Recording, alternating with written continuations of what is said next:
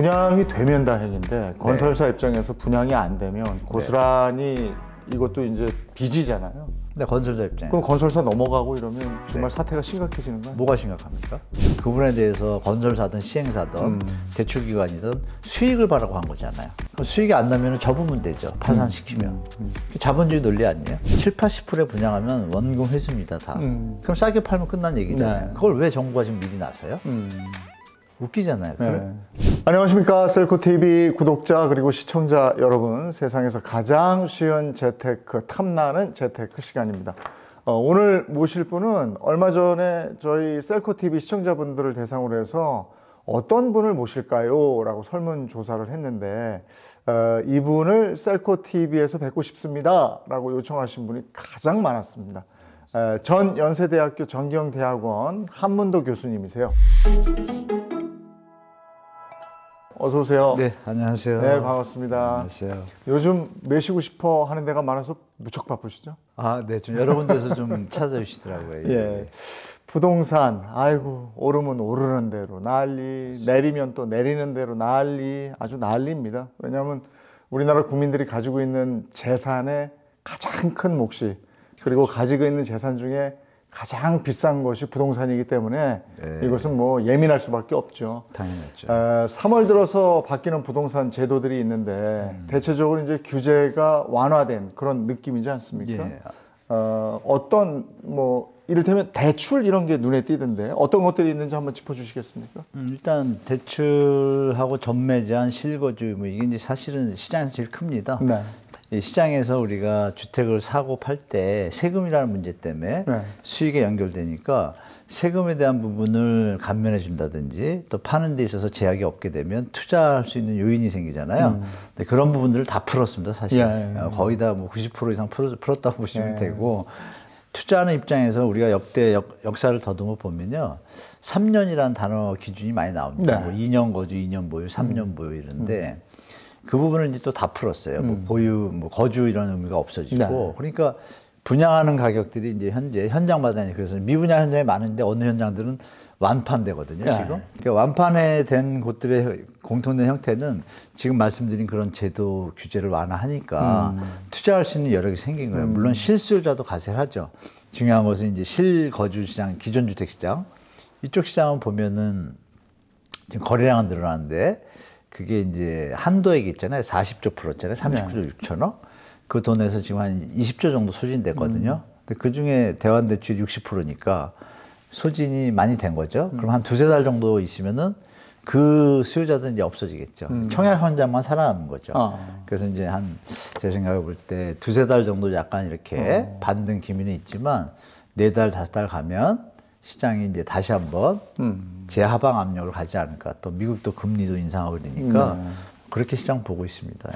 근데 이제 그 실수요자 같은 경우에 집값이 지금보다 더 떨어지기를 기대하는 분들 보면 많죠. 요즘에 정부에서 규제를 풀고 있으니까 아이고 떨어지는데 왜 이렇게 제동을 걸어?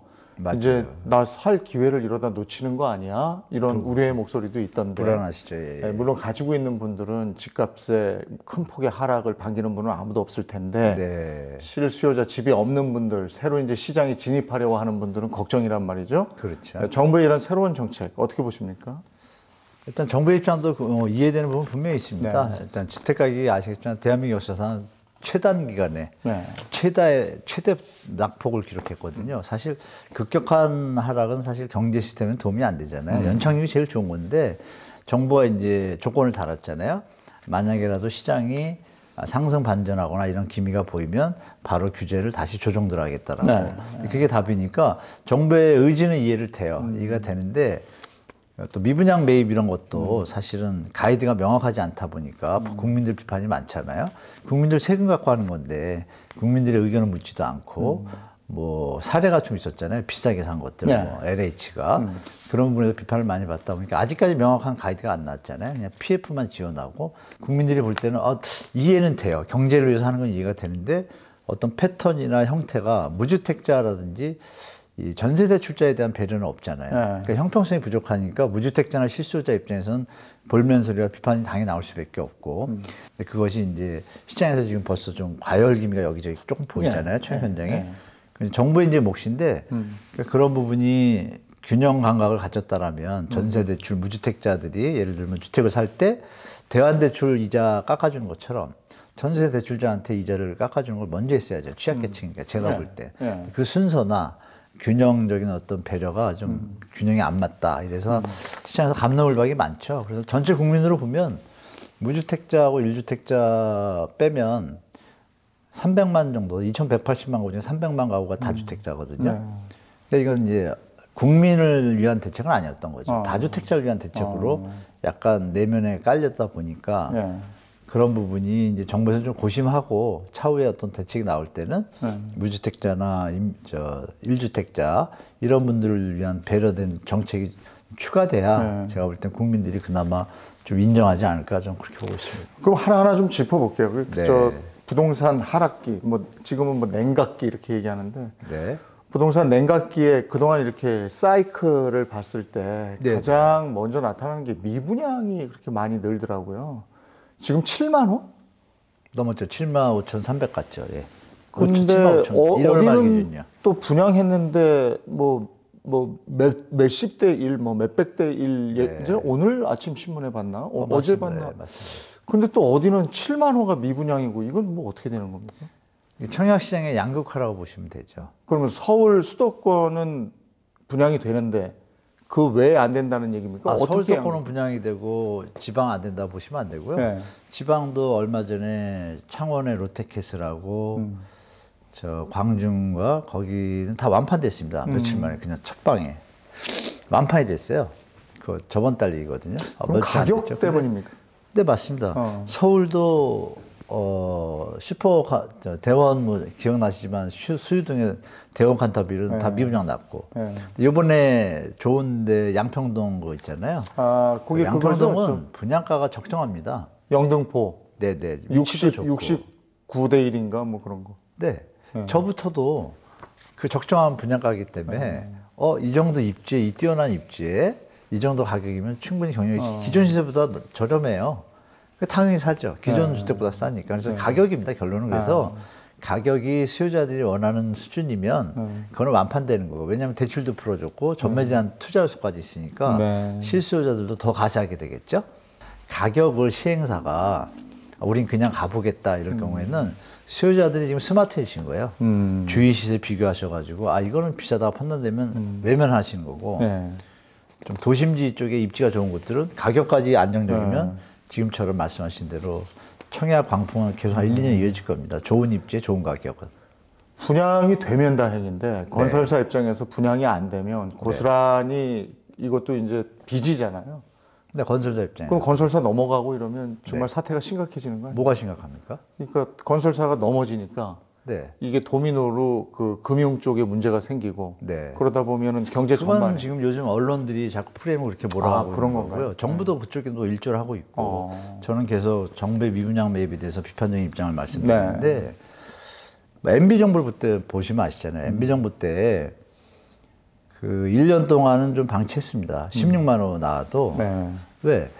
과도하게 비싼 가격을 살 사람이 없다는 건 그 현장의 시스템의 문제지 정책의 문제는 아니거든요. 자기들이 과도한 분양가를 생각하고 투자를 했던 거고 그 부분에 대해서 건설사든 시행사든 대출기관이든 수익을 바라고 한 거잖아요.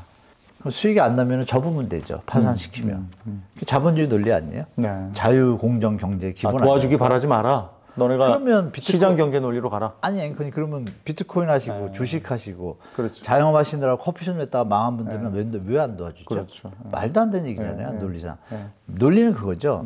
글로벌 금융이나 IMF 때 우리가 금융회사가 무너지면서 우리 원금도 못 찾고 이런 파생되는 것들을 우려한다는 전제한데 그 옛날 얘기입니다. 더 중요한 점은 뭐냐면 요번에 미분양에 대한 현장들 중에서 과도하게 분양가를 했으니까 안 팔렸을 거 아니에요. 싸면 팔리겠죠. 그 싼 거에 대해서 이미 시뮬레이션 돌린 평가 보고서들이 많은데요. 7, 80%에 분양하면 원금 회수입니다, 다. 그럼 싸게 팔면 끝난 얘기잖아요. 그걸 왜 정부가 지금 미리 나서요? 웃기잖아요. 형평성이 좀 어긋나지 않습니까? 그러니까 저는 건설사 도와주는 건 당무하지 마라. 다 말씀하신 대로 가시화돼서 국민경제에 위협이 될 정도로 금융기관이 번지는 경우인데 그것도 말이 안 되는 것이요.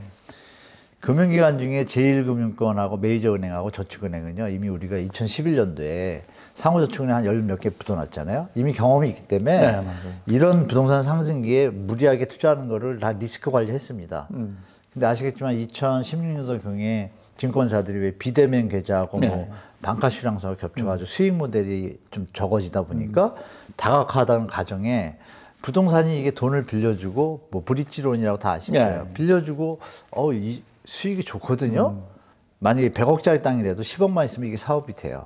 땅값도 다 대주고 브릿지론으로 사업은 시공사가 붙고 다 해요. 다 돈 욕심으로 붙은 거잖아요. 올라갈 때. 그럼 시장에서 외면하면 어떻게 해요? 이건 접으면 되죠. 뭐가 문제죠? 대출한 거에 대해서 그러면 원래 가격은 나와 있잖아요. 그러면 손해보는 폭은 정해져 있잖아요. 그래서 1금융권하고 저축은행은 전혀 지금 거의 문제가 없어요.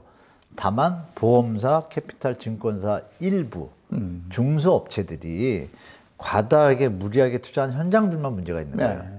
그러면 증권회사가 몇십 개인데. 근데 그걸 하도 언론에서 세뇌를 얘기하니까 시키는 우리는 거잖아요. 전체가 문제가 생기는 줄 알고. 그렇죠. 국민들이 지금 세뇌가 되는 건데 그나마 제가 뭐 나가는 데마다 말씀을 드리니까 제 말이 맞다는 분들이 있다는 걸 보면 제 생각이 틀린 건 아니겠죠. 우리가 지금 뭐 집도 없어 죽겠는데 건설사 생각할 건 아니고. 아니 건설사가 망하면 좋죠. 우리나라 망해야 됩니다. 거품이 너무 있으면 경제가 막히죠. 많이 먹으면 막혀서 더 못 먹잖아요.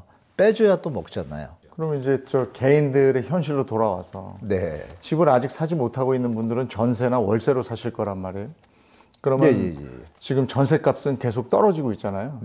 이게 추세적으로 떨어지고 있는 거죠. 지금도 떨어지고 있는 거죠. 계속 그러고 있습니다. 그렇죠? 많이 떨어지고 있습니다. 그럼 월세로 전환하는 속도도 많아지고 있나요? 네, 좀 많아졌죠. 왜냐하면 벌써 50% 넘었거든요. 비중이. 뭐 처음인 것 같은데 박근혜 정부 때 이제 뭐 월세시다라고 이렇게 했는데 그때 한 47% 갔거든요. 이번에 50% 넘었어요. 근데 이제 소비자들이 스마트해진 겁니다. 집을 못 산다고 하시는데 지금 안 사는 분도 많습니다. 실제로. 더 떨어질 것 같으니까. 파시고 영끌 때 이미 파시고 무주택자가 다시 된 분들도 꽤 있어요. 한 10% 정도가 그분들이라. 그분들은 더 기다리고 계시더라고요. 자금도 있고 여유 있게 기다리면서. 그러니까 이제 양극화 현상이 이제 심해진 건데 무주택자에 대해서 예를 들어서 무주택자가 집을 살 때 정부의 정책 펀드장을 만들어 줘서 정책 금리를 정부가 대신 예를 들어서 뭐 이런 뭐 시나리오 국민연금에서 버는 수익의 몇 프로를 무주택자들이 주거복지를 위해서 지원해주면 금리가 낮아질 거 아니에요. 그럼 주택가격이 충분히 빠진 상태에서 주택가격의 매입 자금을 도와주면 형태로 금리를 낮춰줘서 그럼 사지 말래도 사죠. 그럼 그렇게 되면 어떻게 돼요? 정부는 이분들이 주택을 갖게 되면 세금도 내실 거 아니에요. 다시 이제 순환해서 세금으로 회수해서 정책자금을 운영하면 되고 이런 선순환을 분명히 알매도 불구하고 저는 여전히 기득권들이 정치권들과 견택된 뭐 여러 가지 형태들이 계속 아직도 대한민국을 부동산 망국 투기병으로 몰고 가는 형태로 저는 보고 있기 때문에 정상적인 시장이 되려면 지금처럼 거래량이 급감하거나 이런 일은 없어요. 미국은 지금 어떠냐면 주택 가격이 많이 내려왔는데도 반 이상은 그대로 거래가 돼요. 우리처럼 10분의 1 토막이 아니거든요. 기형적인 거죠, 대한민국 부동산이 제가 볼 때. 그래서 청년들이 지금 0.73이면 나라가 망합니다. 우습게 볼 게 아니고요. 출산율? 네, 출산율 0.73이면 계산 나온대잖아요. 딱 2100년인가? 뭐 그렇죠. 얼마에 딱 대한민국 없어진다고. 몇백조를 갖다가 뭐 출산율 정책에 쓰고 이렇게 흩게 쓸 게 아니라 집중적으로 청년이 살아야 나라가 살잖아요. 그런 개념으로 본다면 지금 우리가 뭐 건설사가 왜 망해 이런 얘기의 어떤 가치가 얼마나 없다는지는 저는 뭐 역으로 좀 말씀드리고 싶어요. 이 어마어마한 유동성과 능력을 이제는 저는 해외로 돌릴 때라고 봐요. 계속 안에서 우리끼리 치고받잖아요. 지금 글로벌 국가에서 G7 얘기하고 있는데 왜 맨날 안에서 놀죠? 그러니까 정부가 이쪽에 있을 게 아니라 해외에 우리나라가 서로 조세협정을 잘 맺어서 경제적으로 해외에 투자하는 길을 만드는 이런 쪽을 좀 연구해야 되지 않을까요? 뭐 여야 가릴 거 없이 그렇게 이제 대한민국이 우리 후세들도 살고 청년도 살고 다 같이 살죠. 이 국내에 부동산에 한해서 국내에 머물다 보니까 그 부분은 생각하지 못했어요. 제가 계속 주장하고 있다 작년부터. 오늘 한문도 교수님과 함께 3월 부동산 시장 이슈 점검 먼저 해봤고요. 어쨌든 부동산 시장은 1월부터 규제 완화가 되고 부동산 시장에 어떤 효과가 올지 뭐 여러분 다 궁금해 하시는 것 같아서 어떤 흐름을 일단은 먼저 짚어봤습니다. 모쪼록 이런 모든 것들이 부동산 시장에 긍정적으로 작용하길 바라봅니다.